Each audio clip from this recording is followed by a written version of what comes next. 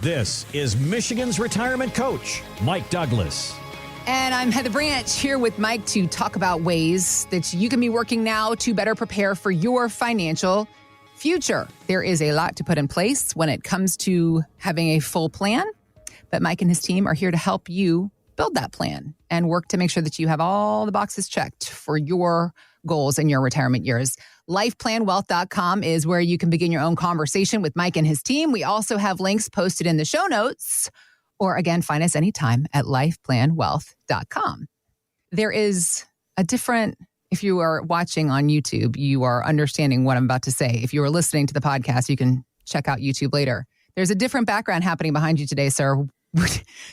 Toto, you're not in Kansas anymore. We're not. We're closer to Kansas. We are closer to Kansas. We are down outside of Branson, Missouri, on a vacation at an Airbnb we rented. Nice. It's a great little barn dominium on a 40-acre lot.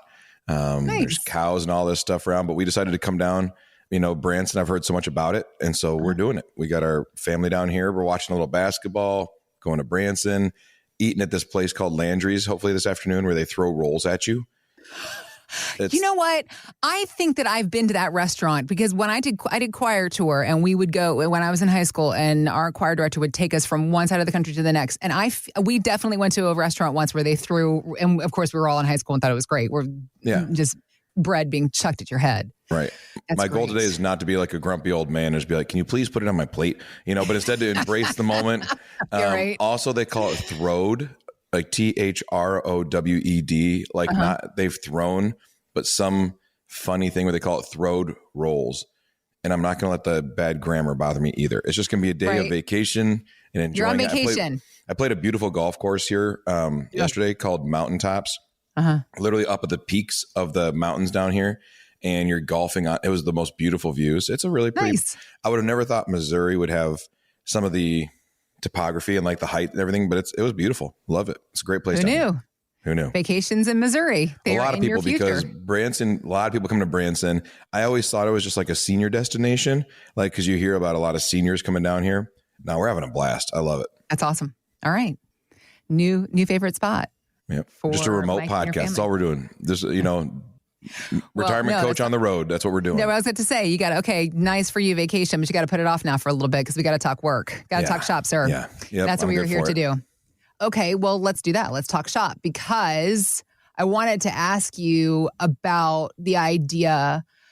I mean, when it comes to our income, rule number one, you got to have that figured out for your retirement years. How are you going to replace the paycheck from your working years once you hit retirement? What's going to come into your checking account every 2 to 4 weeks? And the questions about it. And obviously it remains the number one fear, running out of money. And I think that fear is very commonly derived from the fact that people have no idea how to begin to withdraw from their nest egg in a constructive and beneficial way.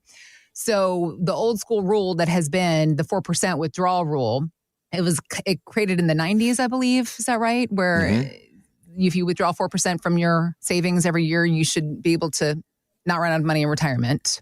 Yep. Each year, the folks at Morningstar.com, they update their calculations on this idea and how much you should withdraw in retirement. And their latest number, they're saying, is you can withdraw 4% monthly from your savings. So here is Amy Arnott on these findings. I think it gives you a starting point for thinking about what might be reasonable for a withdrawal rate. And if you find that the amount that you want to spend translates into a much higher withdrawal rate, you might think about cutting back on spending a bit. Or conversely, a lot of people actually tend to underspend. So if you find that your planned spending is actually significantly lower than 4%, you might want to consider increasing it. I appreciate what she says at the beginning, though. She's like, this is a starting off point. Like, don't ever hold steadfast truth to one idea that was given out to the masses. So, okay, how do you find somebody's starting point when doing the math on withdrawals? And I mean, should we be trusting on percentages? It's not necessarily just about a certain number, a certain percentage, is it? No, there's several things that factor in. Number one is when you go to retire, people always ask, how much do I need to have saved? What rate of return do we need? It all boils down to first understanding your expenses and how much you want to spend.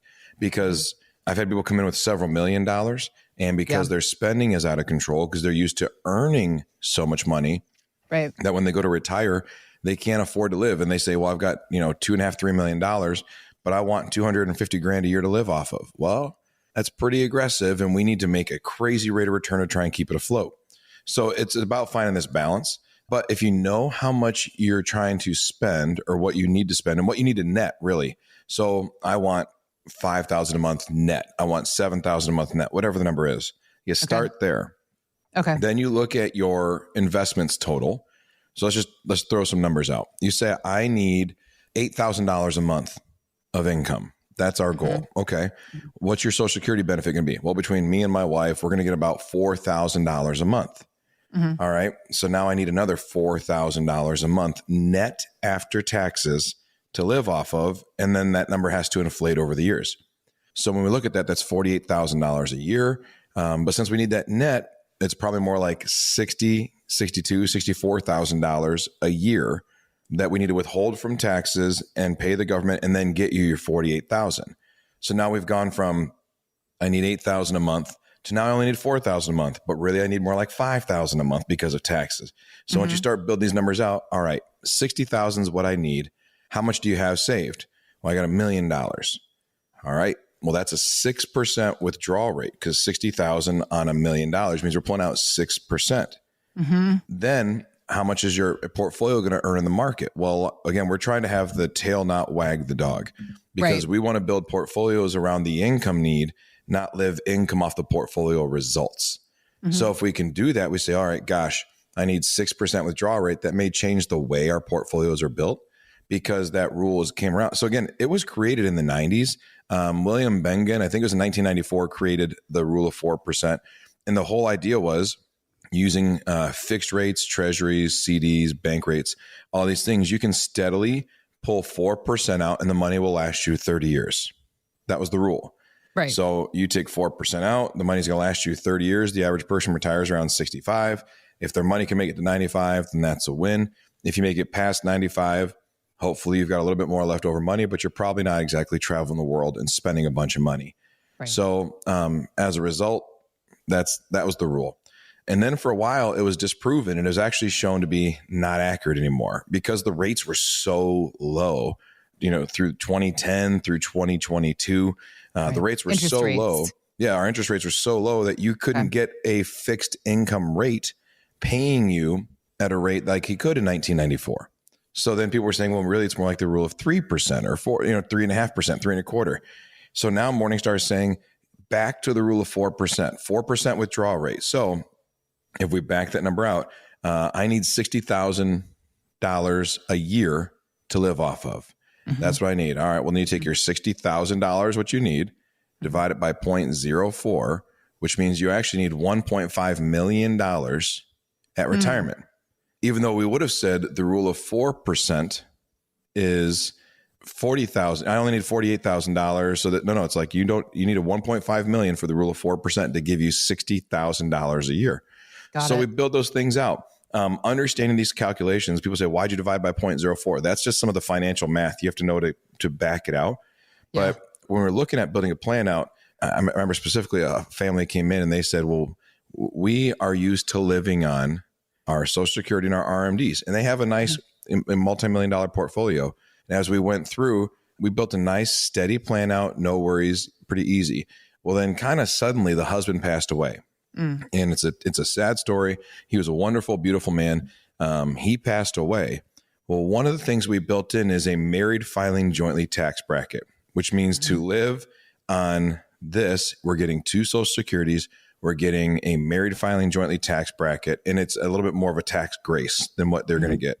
Well, then he passes, and all of a sudden, she's down to 1 Social Security, and she goes into a single file tax bracket, which means that now she is paying way more in taxes for the same lifestyle than she ever was married with less Social Security. That tax law, I don't know how that hasn't been addressed for widows, like at a certain age, because I can't wrap my brain around how somebody that is widowed is now in a higher tax bracket. Anyways. It seems like, well, I know why they do it because it's a money grab, but it seems like there should be a community law, like a common law, right? Like certain things, like if you're in certain states, they say if you've been married 10 years, common law, you now have the ability to split things right down the middle. It's like an quick marriage law. But if you're legitimately married, and they were married for 40 years. Yeah. And they've built a life together over 40 years. He passes suddenly. Now all of a sudden she's going to take a huge tax hit. Why don't they have a widow's tax bracket, which is just a continuation or a deterioration? Like, what if you could create a sliding scale that says, all right, for the next 3 to 5 years, you get married filing jointly. And then you slowly progress into singlehood, right? Into single filing taxes to give you a taper right out of the gate. Yeah. One of my best friends, our former CEO, he passed and his wife, just like that. He was from healthy to dead in 17 days, which is terrible enough. And imagine as a wife being in that situation where just all of a sudden your world's upside down. And then on top of that, they say, you know, this life that you've been building, we're going to tax the snot out of it now because your husband passed. You go, what the heck? You know, I'm already dealing with enough without giving away a bunch of my paycheck. So I've seen that play out too many times. And then you take a rule like the rule of 4%. And I'm so glad Amy says on that clip to understand it's a starting point. Yeah. Because what happens when life happens? Yeah. How do you pivot when those things happen? Because again, with the client whose husband and they've got that plan all built out, that was built on a very conservative portfolio. However, we had to flip the thing upside down because of we lost. They both are very successful. They both ran very successful professional services, separate practices. And when you lose a pretty nice chunk of Social Security, I mean, the max benefit, you know, $3,800 a month comes out of the budget. That's tough. And then the same money is going to cost you 10 to 12% more in taxes. That's tough.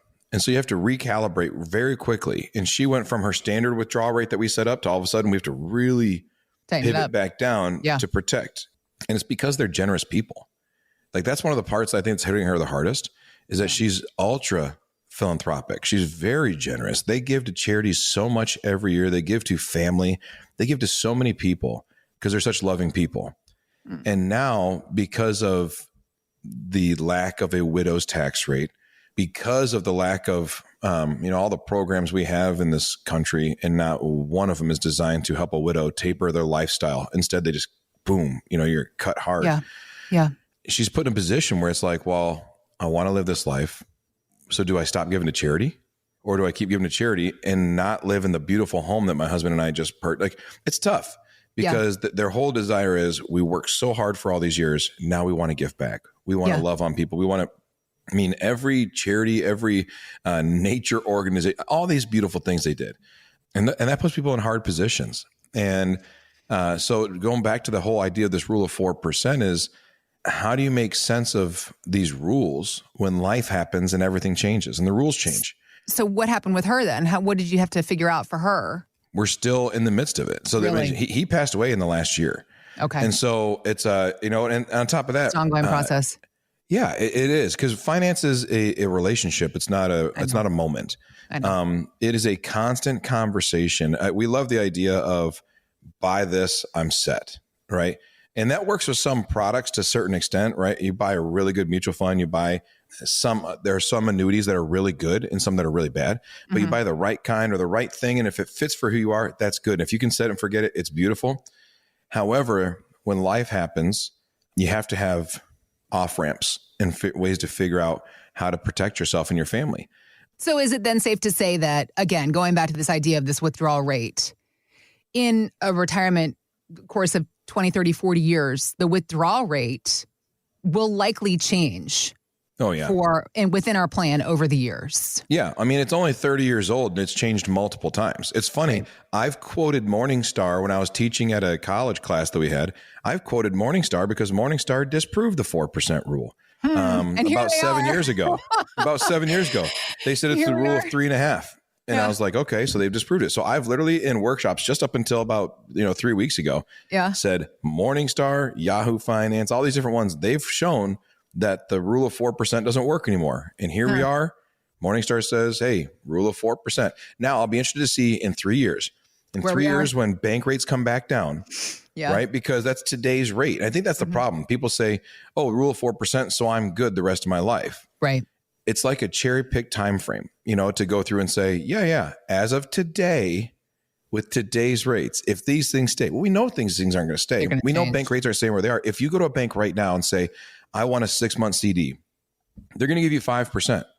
All right, I'd like a 5-year CD. whoa, okay, 4. Are you telling me my 5-year CD gets a lower rate than 6 month CD? Yeah. It's a weird time. It's an inverted CD curve versus where it's typically the longer I give my money, the more I make. They're going backwards and they're saying, nah, I can't promise you that. Rates are coming down. So they're trying to bank, like they're trying to literally bank their money at the banks because in 2 to 3 years, when rates come down, they're making less. Mm-hmm. So don't be surprised if several things happen this year. When eventually they do start cutting rates, don't be surprised to see mortgages stay where they are because they're going to try to front load these mortgage rates. And then in 3 years, when rates drop more significantly, they're going to try and, because people are going to refi. If you buy a house this year at 7.25%, 7.5%, 8%, 3 years from now, when rates drop to 4 or 5, you're going to refinance. So banks are going to try and front load all this stuff. So all that being said is these rules change constantly and it's your retirement. And so that's the worst part. I think people trust a rule. Yeah. And then they say, oh, this will happen. And then the rules don't care about you. The rules change. And unless you're ultra on top of it, that's why, I just was talking to someone the other day about the tax code. And as we went through, they said, it's like learning another language. I said, it is like learning another language. That's why you need to hire a translator. I said, you can either learn to speak, this Mandarin tax code or whatever, or you hire a translator. When I go to the mechanic shop, I don't want to know what you did to fix my car. I just want you to take my card, take my money, and please get me back on the road. These cars are so electronic and so difficult now. I don't understand. I don't want to do it. I'm sure if I could YouTube it, I could work my way through it. I'm not going to do it. I'd rather spend my time sitting with my clients and doing these things, figuring out how to make life work when life happens. So I think that's these conversations, how does the rule of 4%? It does work today, according to Morningstar, according to today's rates, but we need to have pivots. We need to have off ramps. We need to have ways of adjusting. On our website, there's a button that's lifeplanwealth.com. There's a button that says start your retirement roadmap today. And it's literally to start engaging these conversations where people all the time from the podcast or TV or radio or wherever, where they call in and they click the button and they let us know, hey, let's have these talks. So we reach out and we sit down and have coffee and say, what do you want life to look like? Because remember, we don't want the tail to wag the dog. We start with how much money do you want in retirement? I need $6,000. Here's my Social Security. Here's my pension, whatever. All right, great. Then from there, we build out to figure out what your rule is. Right? Don't take Morningstar's advice. Figure out what your family's rule is. We need to withdraw 3%. Okay.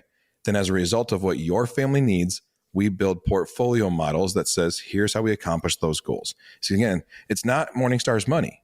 It's your money. It's your life savings.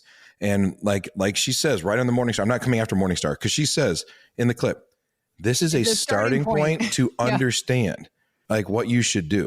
And so to take it as the final gospel is not accurate because it's going to change. Like I said, I can quote Morningstar back and forth. However, it is a good place to know, all right, if here's the launching point, what do we need to do to adjust annually and how to make sure it works for our family?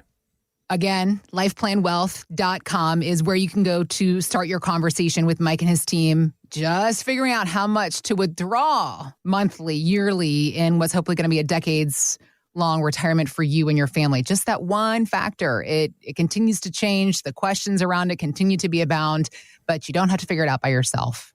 Mike is here to help you figure it out and figure out what's going to work for you in your retirement. So we also have links posted in the show notes. You can just click there as well. Or again, visit us anytime at lifeplanwealth.com. Thanks for listening to Michigan's Retirement Coach with Mike Douglas. To learn more, visit lifeplanwealth.com.